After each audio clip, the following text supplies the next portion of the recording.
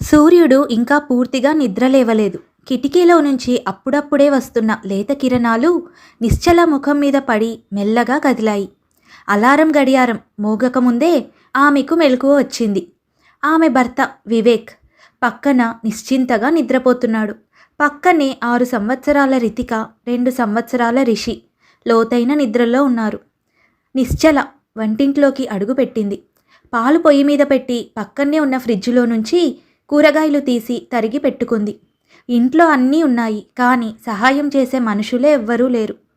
ఆమె అత్తగారు అనసూయమ్మ నిద్రలేచి హాల్లో కూర్చుంటుంది, కానీ వంటింట్లోకి వచ్చి ఒక్క చిన్న గిన్నె కూడా తీసిపెట్టదు. నిశ్చల పేరుకు తగ్గట్టే స్వచ్ఛమైన మనసున్న అమ్మాయి.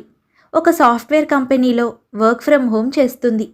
ఆఫీస్ పని చూసుకుంటూనే మరో పక్క భార్యగా, తల్లిగా, కోడలిగా తన బాధ్యతలను నిర్వర్తిస్తూ ఉంటుంది. ఉదయం లేచిన దగ్గర నుండి రాత్రి పడుకునే వరకు కంప్యూటర్ స్క్రీను, పిల్లల అల్లరి, వంటగదిలో పనులు, ఇల్లు సర్దడం, ఇలా ఒకదాని తర్వాత ఒకటిగా పనులన్నీ వెంటాడుతాయి. ఉదయం 9:30 గంటలకల్లా ఆఫీస్ పని లాగిన్ అవ్వాలి. దానికి ముందు పిల్లలను బడికి సిద్ధం చేయాలి. భర్తకు, అత్తగారికి టిఫిన్, భోజనం తయారు చేయాలి. ఈ పని అంతా ఒక్కతే చేసుకోవాలి. అత్తగారిని అడిగినా ప్రయోజనం ఉండదు. ఇదంతా ప్రస్తుతం. కొన్నాళ్ల క్రితం పరిస్థితులు వేరేలా ఉండేవి. అనసూయమ్మకు వివేక్ ఒక్కగానొక్క కొడుకు. భర్త రఘురామయ్య గుండెపోటుతో మరణించడంతో అప్పటి నుండి అనసూయమ్మ కొడుకు, కోడల దగ్గరే ఉంటుంది. అనసూయమ్మకు తన కొడుకు వివేక్ అంటే ఎంతో ప్రేమ. నిశ్చల పెళ్ళై అత్తవారింటికి వచ్చాక అనసూయమ్మ బాగా ఉండేది. ఆవిడే వంట పనంతా చూసుకునేది. నిశ్చల ఆఫీస్ పనిలో ఉన్నప్పుడు పిల్లల్ని చూసుకోవడం, వంటలో సహాయం చేయడం, ఇల్లు శుభ్రం చేయడం వంటి పనులన్నీ తనే చూసుకునేది. దాంతో నిశ్చల తన ఆఫీస్ పనులన్నీ ప్రశాంతంగా చేసుకునేది. ఆమె భర్త వివేక్ కూడా తన తల్లి, భార్య మధ్య ఉన్న అనుబంధాన్ని చూసి చాలా మురిసిపోయేవాడు. పిల్లలకు కూడా తమ నానమ్మ అంటే ఎంతో ఇష్టం ఉండేది. ఒకరోజు అనసూయమ్మ తోటికోడలు కామాక్షి ఇంటికి వచ్చింది. కామాక్షి స్వభావం అనసూయమ్మకు పూర్తిగా వ్యతిరేకం. ఎప్పుడూ తన గొప్పల గురించి చెప్పుకోవటం, ఇతరులను తక్కువగా చూడటం ఆమెకు అలవాటు. కామాక్షి ఇంటికి వచ్చినప్పుడు అనసూయమ్మ వంటింట్లో నిశ్చలకు సహాయం చేయడం చూసింది. ఏంటక్కా, ఇంట్లో పనులన్నీ నువ్వు చేస్తున్నావా? ఈ వయసులో కూడా ఇంకా ఎందుకు ఇంత కష్టపడుతున్నావు? హాయిగా ఈ వయసులో ఏ బాధరా బందీలు లేకుండా స్వేచ్ఛగా ఉండాలి, కానీ పని మనిషిలా ఎందుకు అన్ని పనులు నువ్వు చేస్తున్నావు అని వెటకారంగా అడిగింది కామాక్షి. అయ్యో, అలాంటిదేం లేదు కామాక్షి. పాపం తనెప్పుడూ నన్ను పనులు చేయమని అడగదు. ఒక్కతే ఎన్ని పనులన్నీ చేయగలదు? నేనే కుదిరినప్పుడల్లా సాయం చేస్తూ ఉంటాను. చూడక్కా, మనం అంతా కష్టపడి పని చేసి వాళ్లకు సేవలు చేస్తే తర్వాత వాళ్ళే మన మీద పెత్తనం చేస్తారు. నేను చూడు, నా కోడలితోనే అన్ని పనులు చేయిస్తాను. నేను ఒక్క పని కూడా చేయను. నీ ఇంట్లో నీకు విలువ ఉండాలంటే ముందు ఈ పనులన్నీ చేయడం మాని. అప్పుడే వాళ్లకు నీ విలువ తెలుస్తుంది అంటూ లేనిపోని ఆలోచనలను అనసూయమ్మ తలకెక్కిస్తుంది కామాక్షి. అలా 2 రోజులు గడిచాయి. కామాక్షి అన్న మాటలు అనసూయమ్మ మనసులో లోతుగా నాటుకుపోయాయి. ఒక రకంగా చూస్తే కామాక్షి చెప్పింది కూడా నిజమేనేమో అని అనుకుంటుంది. కొన్ని రోజులు గడిచాయి. అనసూయమ్మ తన పనులను ఒక్కొక్కటిగా మానుకుంటూ వచ్చింది. మొదట్లో ఉదయం పూట కూరగాయలు తరిగి పెట్టడం మానేసింది. ఆ తర్వాత పిల్లల బాగోగులు పట్టించుకోవటం ఆపేసింది. ఒకరోజు పనమ్మాయి పనికి రాలేదు. వంటింట్లో సింకు నిండా గిన్నెలు ఉన్నాయి. మామూలుగా అయితే ఆమె వెంటనే వెళ్ళి వాటిని శుభ్రం చేసేది. కానీ ఆ రోజు చేయలేదు. లోపల మనసేమో ఒకవైపు వెళ్ళు వెళ్ళు అని చెప్తున్న కామాక్షి మాటలు ఆమెను ఆపేశాయి. ఆఫీస్ పనంతా పూర్తయ్యాక నిశ్చలే వంటింట్లోకి వెళ్ళి గిన్నెలు కడగడం మొదలుపెట్టింది. అది చూసి అనసూయమ్మ మనసులో చిన్న బాధ కలిగింది. కానీ పైకి మాత్రం ఏమీ చూపించలేదు. అలా కొన్ని రోజులు గడిచాయి. అనసూయమ్మ ఇంట్లో ఏ పని చేయకుండా ఎంతసేపు గదిలో కూర్చొని ఫోన్ చూస్తూనో లేదంటే ఎవరితో ఒకరితో ఫోన్లు మాట్లాడుతూ కూర్చునేది. అత్తగారిలో వచ్చిన మార్పుని నిశ్చల కనిపెట్టగలిగినా ఆవిడ పెద్దరికానికి విలువ ఇస్తూ ఆవిడను పల్లెత్తు మాట అనకుండా అన్ని పనులు తానే చేసుకుంటూ ఉంది. అలా రోజురోజుకి నిశ్చలకు మరింత పని భారం ఎక్కువైంది. ఒకరోజు వివేక్ సాయంత్రం ఆఫీస్ నుండి ఇంటికి వచ్చాక నిశ్చల అలసటగా కనిపించడంతో ఇలా అంటాడు. నిశ్చల, ఏమైంది నీకు? ఈ మధ్య బాగా అలసిపోయినట్టు కనిపిస్తున్నావు. ఒంట్లో బాగుండటం లేదా? అయ్యో, అదేం లేదండి, ఆఫీస్ వర్క్ కొంచెం ఎక్కువగా ఉంటుంది అంతే అని అంటుంది నిశ్చల. కానీ నిశ్చల చెప్తున్న దాంట్లో నిజం ఉన్నట్టు అనిపించలేదు వివేక్కు. అతను తన తల్లిని అడిగాడు. ఏంటమ్మా, ఏం జరిగింది? ఈ మధ్య నిశ్చల ఎందుకు బాగా అలసటగా నీరసంగా కనిపిస్తుంది? ఏం లేదురా, ఈ మధ్య నాకు ఒంట్లో కొంచెం నలతగా ఉంటుంది. నీ భార్యకు పనుల్లో నేను ఎలాంటి సాయం చేయలేకపోతున్నాను. పిల్లల్ని కూడా ఆఫీస్ పని చూసుకుంటూనే తనే చూసుకుంటుంది అని బదులిచ్చింది అనసూయమ్మ. అప్పటి నుండి ఇంట్లో భార్య తల్లి మధ్య ఏదో దూరం పెరిగిందని అతనికి అర్థమైంది. కానీ వివేక్కు ఈ సమస్య ఎలా పరిష్కరించాలో తెలియలేదు. ఒకరోజు రాత్రి భోజనాలయ్యాక వివేక్ నిశ్చలతో ఇలా అంటాడు. నిశ్చల, అమ్మకు కూడా వయసు అయిపోయింది. ఆమె ఆరోగ్యం కూడా బాగుండటం లేదు. మనం కూడా ఆమెను కష్టపెట్టడం మంచిది కాదు. అన్ని పనులు నువ్వు ఒక్కదానివే చేసుకోలేకపోతున్నావని నాకు అర్థమైంది. నీకు మరీ ఇబ్బందిగా ఉంటే చెప్పు, ఎవరినన్నా ఒక మనిషిని మాట్లాడుకుందాము. వంట పని, ఇంటి పని, అలాగే పిల్లల్ని కూడా చూసుకోవటానికి మాట్లాడుకుందాము అని అంటాడు వివేక్. నిశ్చల ఏమీ మాట్లాడలేకపోయింది. ఆమెకు తెలుసు తన భర్తకు తన తల్లి అంటే ఎంత ప్రేమో అని. ఆ ప్రేమను ఆమె తప్పు పట్టలేకపోయింది. సరే అండి, నాకు ఇబ్బందిగా అనిపిస్తే నేనే మీకు చెప్తాను, అప్పుడు ఎవరినైనా మాట్లాడుకుందాము అని సమాధానం ఇస్తుంది నిశ్చల. ఒకరోజు మళ్ళీ కామాక్షి ఫోన్ చేసింది. ఏంటక్క, నేను చెప్పినట్టే చేస్తున్నావా లేదా? నీ కొడుక్కి కోడలికి నీ విలువ తెలిసొచ్చిందా? లేదు కామాక్షి, వాళ్ళు నా గురించి ఏమీ మాట్లాడటం లేదు. వాళ్ళంతటా వాళ్ళే అన్ని పనులు చేసుకుంటున్నారు.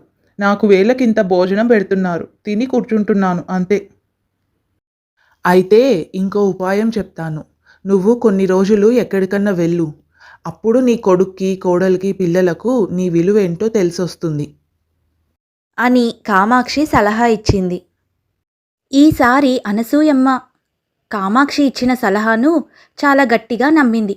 ఆ రాత్రి భోజనాలయ్యాక వివేక్ నిశ్చలతో ఇలా అంటుంది. నాన్న వివేక్, నేను ఒక 4 రోజులు మా అన్నయ్య సుధాకర్ ఇంటికి వెళ్ళాలనుకుంటున్నాను. చాలా రోజులైంది వాళ్ళని చూసి. రేపు ఉదయం బయలుదేరుతాను అని చెప్పింది. ఈ మాట వినగానే వివేక్ నిశ్చల ఆశ్చర్యపోయారు. అదేంటమ్మా, ఒంట్లో బాగాలేదంటున్నావు, మళ్ళీ ఇప్పుడు ప్రయాణం చేయగలవా? అంటూ తల్లికి నచ్చజెప్పాలని చూశాడు వివేక్. కానీ అనసూయమ్మ తన నిర్ణయాన్ని మార్చుకోలేదు. ఆమె మనసులో తన విలువను నిరూపించుకోవాలనే ఆలోచన బలంగా నాటుకుపోయింది. ఇక చేసేదేమీ లేక వివేక్, సరే అమ్మా, నువ్వు వెళ్ళు, కొన్ని రోజులు విశ్రాంతి తీసుకొని రా అని అంటాడు వివేక్. మరుసటి రోజు ఉదయం అనసూయమ్మ తన అన్నయ్య ఇంటికి బయలుదేరింది. నిశ్చల ఆమెకు అవసరమైనవన్నీ బ్యాగ్లో సర్ది ఆమెకు అన్ని జాగ్రత్తలు చెప్పింది. అనసూయమ్మకు నిశ్చల మీద కోపం ఉన్నా కోడలు తనను జాగ్రత్తగా చూసుకునే విధానం ఆమెకు చాలా నచ్చింది. రైలు ఎక్కి మరుసటి రోజు ఉదయం సుధాకర్ ఇంటికి చేరుకుంది. అనసూయమ్మ అన్న సుధాకర్, అతని భార్య జానకి ఆమె రావడం చూసి ఎంతో సంతోషించారు. మొదటి 2 రోజులు జానకి అనసూయమ్మను చాలా బాగా చూసుకుంది. మంచి మంచి వంటలు చేసి పెట్టింది, కబుర్లు చెప్పింది. అయితే 3వ రోజు నుండి సుధాకర్ కుటుంబ సభ్యులు అనసూయమ్మను పట్టించుకోవడం మానేశారు. వాళ్ళ పనుల్లో వాళ్ళు నిమగ్నమైపోయారు. అనసూయమ్మ ఒంటరిగా కూర్చోవడం, టీవీ చూడటం తప్ప ఏమీ చేయలేకపోయింది. 4 రోజులకే తనకు ఆ ఇల్లు జైలులా అనిపించింది. ఒక సాయంత్రం బయట వరండాలో కూర్చొని ఉంది. అప్పుడు ఆమెకు తన కొడుకు వివేక్, కోడలు నిశ్చల, పిల్లలు గుర్తుకొచ్చారు. వాళ్ళంతా తనను ఎంత ప్రేమగా చూసుకునేవారో, తనకి ఎంత గౌరవం ఇచ్చేవారో ఆమెకు అర్థమైంది. ఇంటి పనులు చేస్తున్నప్పుడు కూడా నిశ్చల, అత్తయ్య మీరు కూర్చోండి, నేను చేసుకుంటాను అని చెప్పేది. తన కొడుకు వివేక్ కూడా అమ్మా నువ్వెందుకు ఇవన్నీ చేస్తున్నావు, మేమున్నాం కదా అని చెప్పేవాడు. ఇవన్నీ ఆమెకు కళ్ళ ముందు కనపడ్డాయి. తన విలువను ఇంట్లో ఉన్నవారు ఎప్పుడో తెలుసుకున్నారని, కానీ తాను మాత్రం కామాక్షి మాటలు విని అపోహపడిందని ఆమెకు జ్ఞానోదయం అయింది. ఆ మరుక్షణమే అనసూయమ్మ తిరిగి తన ఇంటికి బయలుదేరింది. అనసూయమ్మ తిరిగి రావడం చూసి నిశ్చల, వివేక్ పిల్లలు చాలా సంతోషించారు. నిశ్చల అనసూయమ్మను ఆప్యాయంగా పలకరించి కమ్మని భోజనం చేసి పెట్టింది. ఆ రోజు రాత్రి అనసూయమ్మ నిశ్చలాను దగ్గరకు తీసుకొని కన్నీళ్లు పెట్టుకుంది. నన్ను క్షమించమ్మా. చెప్పుడు మాటలు విని నేను చాలా తప్పు చేశాను. నా వల్ల నీకు చాలా ఇబ్బంది కలిగింది. అత్తయ్య, మీరు అలా అనకండి. మీరు మాకు ఎప్పుడూ ఒక బలం. మీ సహాయం లేకుండా మేము ఏమీ చేయలేము. నాకు ఎలాంటి ఇబ్బంది లేదు. మీరు చేయగలిగిన పనులు చేయండి, మిగిలినవి నేను చూసుకుంటాను అని అంటుంది నిశ్చల. అనసూయమ్మ ఇంటికి తిరిగి వచ్చిన తర్వాత ఇంటి వాతావరణం పూర్తిగా మారిపోయింది. ఆ రోజు నుండి ఆమె తిరిగి పాత అనసూయమ్మలా మారింది. మళ్ళీ నిశ్చలాకు సహాయం చేయడం మొదలుపెట్టింది. ఉదయం టిఫిన్ చేయడం, పిల్లలను బడికి పంపడం, అన్ని పనులు ఇద్దరూ కలిసి చేసుకునేవారు. అత్తగారిలో వచ్చిన మార్పును చూసి నిశ్చల చాలా సంతోషించింది. అనసూయమ్మకు ఆ వారం రోజులు బయట ప్రపంచంలో ఒంటరిగా ఉన్న అనుభవం ఒక పాఠం నేర్పింది. తన కుటుంబానికి తాను ఎంత ముఖ్యమో, తన కుటుంబం తనకు ఎంత ముఖ్యమో ఆమెకు అర్థమైంది. కొన్ని రోజుల తర్వాత కామాక్షి మళ్ళీ అనసూయమ్మ దగ్గరికి వచ్చింది. ఏంటక్కా, ఇంటికి ఎప్పుడు తిరిగి వచ్చావు? నీ కొడుకు కోడలికి నీ విలువ తెలిసొచ్చిందా? అవును కామాక్షి, నాకు నా విలువ తెలిసొచ్చింది. నా విలువ నా కుటుంబానికి దూరంగా ఉండటం కాదు, నా కుటుంబానికి దగ్గరగా ఉండటంలోనే ఉందని తెలిసొచ్చింది. ఈ కాలం పిల్లలు మనం లేకపోయినా తమ పనులు తాము చేసుకోగలుగుతున్నారు. నేటి కోడళ్ళు పని మనుషులను, ఆయాలను పెట్టుకొనో లేకపోతే డే కేర్లో పిల్లలను వేసుకొనో ఎలాగో అలా సర్దుకుపోతారు. కానీ మనలాంటి వాళ్ళ ఆదరణ లేకపోతే దిక్కు ఉండదని గ్రహించుకోవాలి. కోడళ్లను ప్రేమగా మన ఇంటి ఆడపిల్లగా చూసుకున్నప్పుడు వాళ్ళు కూడా మనల్ని గౌరవిస్తారు. మన ఓపిక ఉన్నంత వరకు వాళ్లకు సహాయపడాలి తప్ప కోడళ్లకు మనం చేయడం ఏమిటి అనుకుంటూ అహంభావానికి పోకూడదు. మా అన్నయ్య కోడలు మా అన్నయ్యను వదినను గడ్డిపోచలా చూస్తున్నా పాపం వాళ్ళు మౌనంగా సహిస్తున్నారు. ఏదో ఒక రోజు ఆ అమ్మాయిలో మార్పు వస్తుంది అని. పాపం నీ కోడలు పరిస్థితిని చూస్తే నాకు జాలేస్తుంది. అదే పనిగా అమ్మాయిని ఆడిపోసుకోకుండా ఉంటే నీకే మంచిది. నీ ప్రవర్తనకు విసుగుపోయి ఆ అమ్మాయి ఏదో ఒక రోజు నీ మెడబెట్టి బయటికి గెంటేస్తే అప్పుడు నీ పరిస్థితి ఏంటి? ఇక మీదట పనికిమాలిన సలహాలు ఇవ్వడం మాని నీ కొడుకు కోడల్ని చక్కగా చూసుకో అంటూ కామాక్షికి మెత్తగా చివాట్లు వేసి పంపించింది అనసూయమ్మ. ఈ కథ ద్వారా మనం నేర్చుకున్నదేంటంటే, అత్తగారు కోడలికి మధ్య ఉన్న సంబంధం ఒక తల్లి కూతురి సంబంధం లాంటిది. ఒకరికొకరు సహాయం చేసుకుంటూ ఒకరికొకరు ప్రేమగా ఉంటే ఆ కుటుంబం ఎప్పటికీ సంతోషంగా ఉంటుంది. ఇది ఇవాల్టి కథ. ఈ కథ మీకు నచ్చినట్టయితే తప్పకుండా లైక్ చేయండి, షేర్ చేయండి. అలాగే ఇలాంటి మరిన్ని మంచి కథలు వినడానికి మన ఛానల్ని సబ్స్క్రైబ్ చేసుకోండి. మరొక మంచి కథతో మళ్ళీ కలుసుకుందాం.